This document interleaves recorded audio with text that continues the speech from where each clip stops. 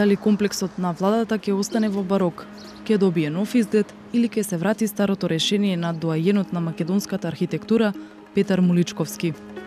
Премиерот Зоран Заев вети барем едно символично преоблекување на фасада, а граѓаните не толку за убавината колку за трошокот се во дилема дали воопшто треба да се коригира веќе изграденото. Фасадата со време можеби ќе треба да се смени, али нека не се брзоти, тоа е голем трошок. Не сметам. Зошто? Затоа што се дадени пари. За архитектите критичари на Скопје 2014 неопходно е процесот на уривање да започне веднаш и токму од владата.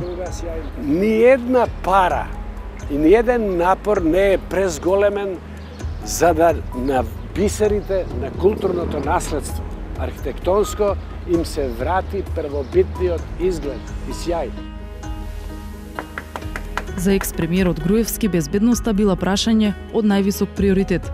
Со непробојни прозорци, други специјални заштити и посебни снабдувачи со кислород за кабинетот.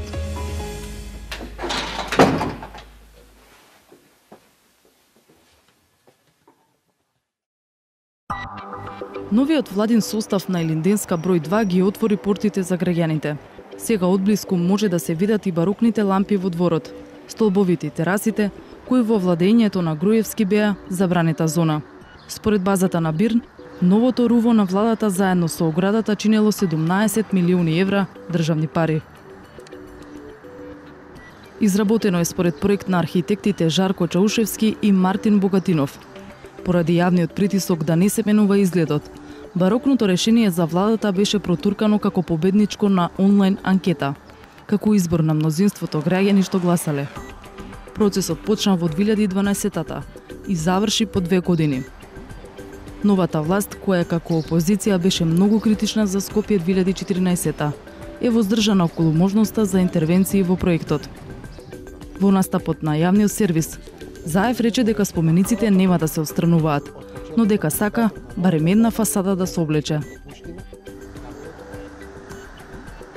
Владината фасада треба да биде прва, а списокот потоа треба да се проширува, смета професорот и архитект Мирослав Грчев. Тој професорската катедра на архитектонскиот факултет ја наследи од авторот на идејното решение на првата владина зграда, Петар Муличковски, и смета дека на креаторот му е нанесено крајно понижување. Одвратно, навредливо, фарварско сквернавање на едно авторско дело кое што има вредност од национални размери. Значи се работи, ви реков, на ниво на архитектот. Повреда не само на авторските права, значи упад и во кршење на закони и така натаму. Меѓутоа, повреда на нешто што е најсвето, на признаена вредност, на дострел архитектонски кој што општеството веќе го признало. Идејата за таквата конструкција Грчев ја опишува како маестрална игра на кубуси на доајенот на македонската архитектура. Тие се една во тоа време потполно иновативна и денес многу ретка конструкција. Тие се држеа на тесни јадра, бетонски, па потоа во кровната конструкција има како чадор решетки, значи еден цел чадор од метални решетки на кои што на челични сајли висеа спратовите. Поради тоа професорот обезбеди да таа прозрачност на ниво на приземје и практично тоа му беше интенцијата, да низ објектот се гледа и вардар и кале, да тој биде флуиден, да низ него поминува и светлината, и ветерот, и човечкиот поглед, и мислата. Така да ги врзуваше преку таа внатрешна, скриена, конструктивна анегдота. Неверојатно елегантно решение, кое што практично не е повторено веќе кај нас во историјата. Муличковски кому староста му донеси нарушување на здравјето, се повлече од јавноста. Сепак во медиумските архиви остануваат неговите изјави. Не се согласувам, па нема смислата да се менува сега зградата во некој барокен стил.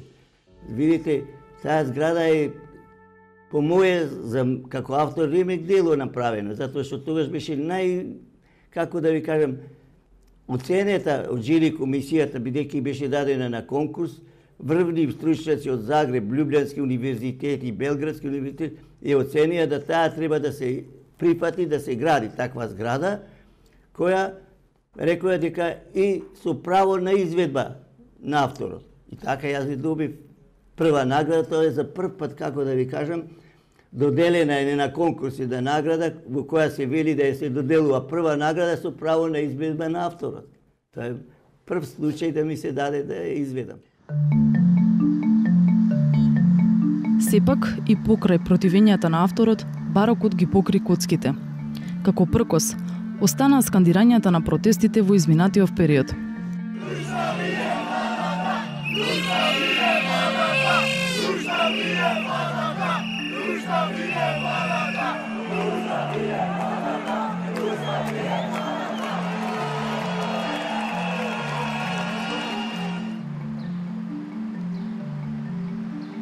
Но фасадата не била доволна за апетитите на поранешната власт.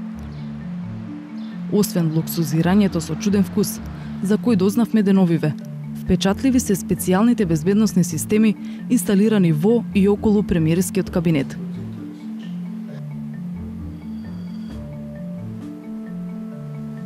Тие неколку простории се направени да функционираат како посебна капсула во рамките на владината зграда. Кабинетот на премиерот е обвиен со непробојно стакло. Посебната тераса до која се стигнува од премиерскиот кабинет е покриена со челична конструкција и повторно со непробојни стакла, тешки неколку тона и дополнителна мрежа на горниот дел, најверојатно за заштита од дронови. Овие навидум обични столбови всушност се 4 инвертори кои според капацитетот би можеле повеќе денови да ја снабдуваат премиерската просторија со кислород, а таа да остане затворена како бункер.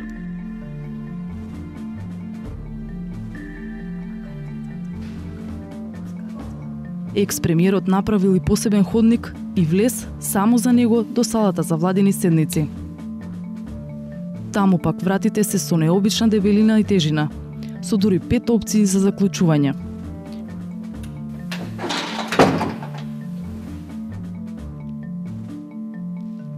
Звончето на премиерското место најверојатно служело за шефот да ги прекори оние кои ќе го нарушат редот на состанокот.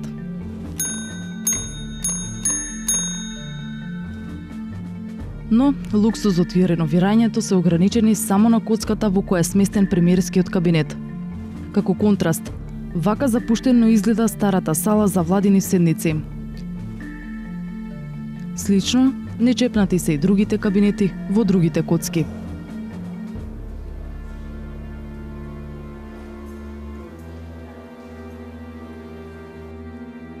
Од денешна перспектива, граѓаните се сепак во дилема дали треба воопшто да се менува она за што веќе се потрошени најмалку 17 милиони евра. На крајот стручно мислење треба да си дадат луѓето кои што се компетентни за тоа.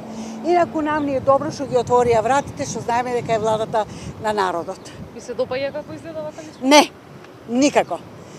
Таа беше фасада која беше наградена од архитекти на ниво на Балканот и препознатлив знак за Скопје. Не сметам. Зошто? Затоа што се дадени пари. А ви се допаѓа како изгледа? Па добра е оградата. Ако се сруши ептен, дека се негира претходно, мислам, тоа што требаше да се сруши цела влада и нека направат нова зграда. Фасадата да се сруши сигурно и да се постават, да се изведат овие железаво што се оградиве овде и да се постават клупи, тука народот да се седне кол човек. Ова е народно, не е на никој, ни на Заев, ни на, а посебно не на Груевски. Професорот Грчев е категоричен дека треба да се врати стариот изглед. Без оглед на какви и да е вистини до кои што ќе дојдеме сега, која ќе владата ќе ги отвара чекмеџињата, буџетите, дупките и криминалите, без оглед на тешкотиите на кои што владата и овој народ ќе има да се опорави од 10-годишното ограбување, дека ни една пара И ниеден напор не е презголемен за да на бисерите на културното наследство, архитектонско, им се врати првобитниот изглед и сјај, автентичниот изглед. Да речеме, еве ова е мермер. Само ова што седат, овие неколку плочи. А сево друго, еве, овие глупости сите, тие се сите меки. Значи, ова овде е мермер, све ова нагоре е стиропор. Промените кои што оваа влада треба да ги направи во општеството, не само што нема да бидат успешни, туку нема ни да направат вистински промени доколку тие се водат од ваква зграда. Еден од авторите на новиот изглед, Жарко Чаушевски, не се озва на нашите повици. Ако се фрли поглед на социјалните мрежи, владината зграда Чаушевски ја има како насловна фотографија на својот Facebook профил. Во изминативе години ретко одговараше на медиумските прозивки. Во опишаното интервју за интернет порталот Фактор во септември 2014 ја бранеше идејата со тврдење дека фасадата не е направена по ничија директива. Зарем фасадата на владата некој смета дека е цртана по директива на власта. Истата произлегува од моето сваќање за тоа како треба да изгледа влада. Сакав да кажам приказна со фасадата. Добро е што се совпадна со мислењето на комисијата. Јавноста не знае колку премрежја претрпе тој објект за да остане како што го имавме замислено во конкурсниот труд.